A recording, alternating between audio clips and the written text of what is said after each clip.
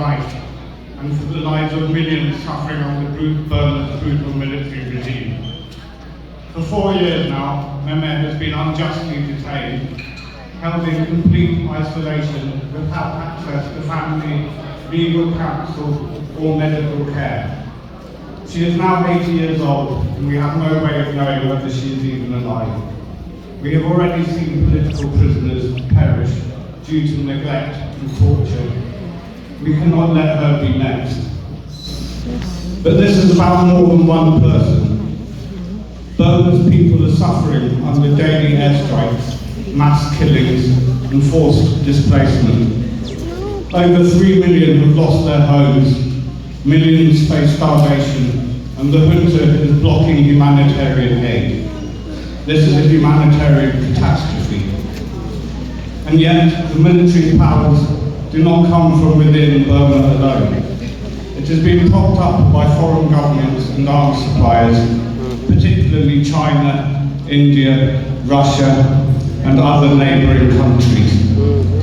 Weapons and funding continue to flow to the junta, enabling the very airstrikes and massacres that are killing innocent civilians. Can someone turn that down a little bit, please? It's a bit loud, a bit of feedback. Anybody? Is that a little bit better? Turn it down a little bit, if possible. That's a bit better. Thank you.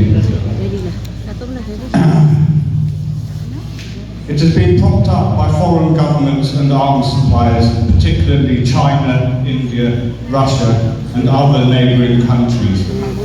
Weapons and funding continue to flow to the junta, enabling the very airstrikes and massacres that are killing innocent civilians. This must stop. This is a moment for action. The US and its allies must act, not just with words, but with concrete measures. Demand my mother's release and the release of all political prisoners. The international community must apply diplomatic pressure and ensure humanitarian access. Cut off all support to the junta. Any country or entity supplying arms, fuel or financial aid to the Myanmar's military must face strict sanctions. We must make it clear that aiding a regime that bombs villages and kills civilians is unacceptable. Pressure China and other enablers. These nations must be held accountable for their role in sustaining the junta. We must call on diplomatic allies to urge them to stop supplying weapons and resources that fuel this war against innocent people. Support humanitarian relief. The people of Burma need clean water, food and medical aid, basic human rights that the junta is denying them. To my fellow Burmese living in the US, your voices matters.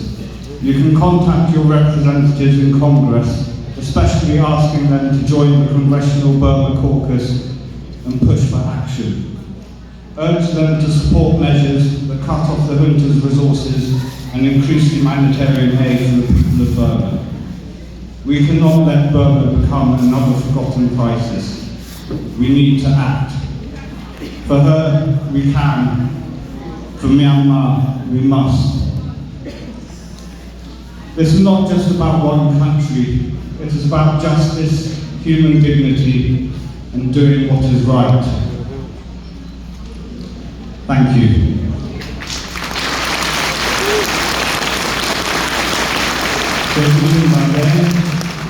I would also now like to update you on how Aid to Burma and my team of volunteers have been supporting the people of Burma. Since the military coup, I have been actively involved in raising humanitarian aid, directly supporting displaced communities and partnering with grassroots organisations and cross-border networks to enable us to deliver aid to most regions in Burma. Aid to Burma has provided emergency relief, food, medicines and shelter, initiated our own clean water project, installing filtration units to prevent waterborne diseases, provided medical assistance, funding hospital equipment, medical supplies and satellite communications, and given direct financial support, assisting the families of political prisoners. This year, in honour of Mehmet's 80th birthday campaign, in addition to providing emergency relief items, my fundraiser will also support the expansion of my Clean Water project, the funding of medical unit for prosthetics, landmine victims, and trauma counselling services for those affected by military violence. My mother has always believed in non-violent resistance, unity and hope. Though she is in prison, her spirit and vision remain strong in the hearts of Burmese people. We must not give up. In a moment, we will play a video on our Aid to Burma Clean Water project. I initiated the project because clean water is a fundamental life-saving requirement, and most IDP camp water sources are contaminated. In the second half of 2024, we installed filtration units in 11 camps in 3 states, supporting 22,000 IDPs with a daily supply of clean water. Our volunteers visit the camps to take water samples, inspect the chemicals required to clean the water. They buy the parts in Thailand and cross the border to install the units in the camps. Most units are powered by solar panels. The units are easy to maintain and relocate. Each unit costs about $1,600 plus transportation costs. This year, we are expanding the project to include water catchment ponds and water wells feeding into our filtration units. In closing, please join me in raising awareness, amplifying the voices of those suffering, and pushing for meaningful international action. Together, we can help restore democracy and justice in Burma.